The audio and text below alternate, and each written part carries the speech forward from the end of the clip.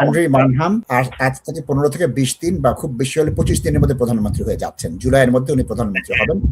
ওনাকে ওয়েস্ট ট্রেটিং যে x health secretary তিনি চ্যালেঞ্জ করছেন না। অ্যাঞ্জেলা রায়ান চ্যালেঞ্জ করবে কিনা জানি না, উনি 81 জন সমর্থক পাবেন কিনা তাও জানি না। অ্যান্ড্রি মানহামের যে মোমেন্টাম তৈরি হয়েছে তার জন্য কিয়ার স্টারমারের পদত্যাগ করতে হয়েছে।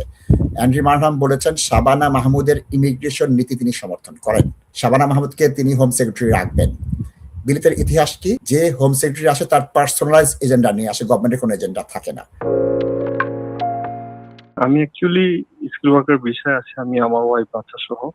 সো আমার একটা প্রপার কোম্পানি। এখন আমি একটু থিঙ্কিং মানে খুব টেনশনে আছি আইলার ব্যাপারটা নিয়ে। যারা প্রপার ট্যাক্স দেই, এই আমি যেমন এই বছর ইনকাম করছি 40,000 এর মতো ওভারটাইম করে আমার সেম কোম্পানি। এখন আমরা খুবই টেনশন অ্যাবাউট আইলার। আমি এখানে একটা প্রপার্টি কিনছি যেটা আমি থাকি যখন 3.5 ইয়ার্স। সো হতাশা যে আইলারটা এখন নতুন প্রাইম মিনিস্টার আসবেন ইব্রাহিম, আপনাদের অভিমত একটু চাচ্ছি। জানি তো অ্যাজ ইউজুয়াল আপনার কিছু বলতে হবে না, তারপরে একটু যদি মেন্টালি সাপোর্ট দেন খুব উপকৃত হব। কি হইতে পারে বা কি হবে, আমরা আদৌ কি এটা এগেনস্টে কোনো কিছু করতে পারবো কিনা, বা কোর্টে যে বা যারা আমরা প্রপার ট্যাক্স দিই বা এই অবস্থায় আছে একটু প্লিজ বলবেন। এখানে যে জিনিসটা হচ্ছে অ্যান্ড্রি মানহাম আর আজ থেকে 15 থেকে 20 দিন বা খুব বেশি হলে 25 দিনের মধ্যে প্রধানমন্ত্রী হয়ে যাচ্ছেন। জুলাইয়ের মধ্যে উনি প্রধানমন্ত্রী হবেন। ওনাকে ওয়েস্ট ট্রেটিং যে এক্স হেলথ সেক্রেটারি তিনি চ্যালেঞ্জ করছেন না। অ্যাঞ্জেলা রায়ান চ্যালেঞ্জ করবে কিনা জানি না, উনি 81 জন সমর্থক পাবেন কিনা তাও জানি না।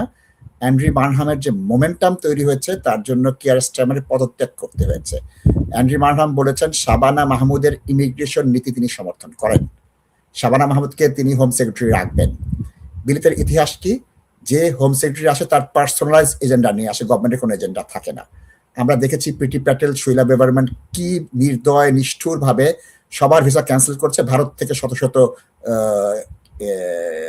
অদক্ষ অযোগ্য লোক নিয়ে আসছে যাদেরকে বরিস ওয়েব বলা হচ্ছে। আমরা দেখেছি সাজাদ জাভিদ সাহেব এসে তিনি উন্মুক্ত ইমিগ্রেশন নীতির ঘোষণা দিয়েছিলেন, তিনি থাকতে পারেননি, অর্থমন্ত্রী হয়ে গিয়েছেন, সেটা অন্য কথা। শাবানা মাহমুদ যদি দেশের হোম সেক্রেটারি থাকেন তিনি এটাকে 10 বছর করবেন, রেট্রোস্পেক্টিভ এফেক্ট দিবেন, এটা তার বক্তব্য। অ্যান্ড্রি মানহাম কি বাধা দেবে আমি জানি না। যেটা কিয়ার স্টারমার বাধা দিয়েছিল, তখন বলেছিল আমি পদত্যাগ করবো, নাহলে তুমি পদত্যাগ করো। শাবানা মাহমুদ সেই কথা বলেছে। আমার মনে হয় নতুন প্রধানমন্ত্রী এসে তার কোনো মন্ত্রীকে এই বাধাটা দেবে না, কারণ তিনি হানিমুন পিরিয়ডটা চালানোর চেষ্টা করবেন।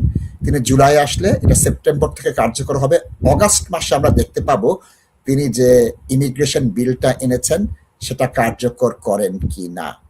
তবে তাজ ভাই যে কথা বলেছেন আমি সেটাই আপনাদেরকে আশ্বস্ত করব, চেষ্টা করবে লাস্ট মুহূর্ত পর্যন্ত। আমরা আশা করব এই কালো আইন, মানবতা বিরোধী আইন, ব্রিটিশনেসের বিরুদ্ধে আইন, রেট্রোস্পেক্টিভ এফেক্ট দেওয়া আইনটা আসবে না, এর প্রস্তুতি থাকতে হবে। যদি আইনটা চলে আসে আমরা কি করব। 2012 সালের 9 জুলাই তার সাথে নাশিদ রহমান পার্লামেন্টে গিয়েছিল প্রতিবাদ করার জন্য। 18,600 করোনা, যেটা আজ 29,000। যেখানে A1 পরীক্ষা দিয়ে ব্রিটিশ হওয়া যেত, এখন B1 দিতে হয়। আমরা সব সয়ে নিয়েছি। আমাদের 7 বছর থেকে 10 বছর হয়েছে, 2 বছরের আয়েরটা 5 বছর হয়েছে। ইমিগ্রেন্টরা মানিয়ে নিয়েছে।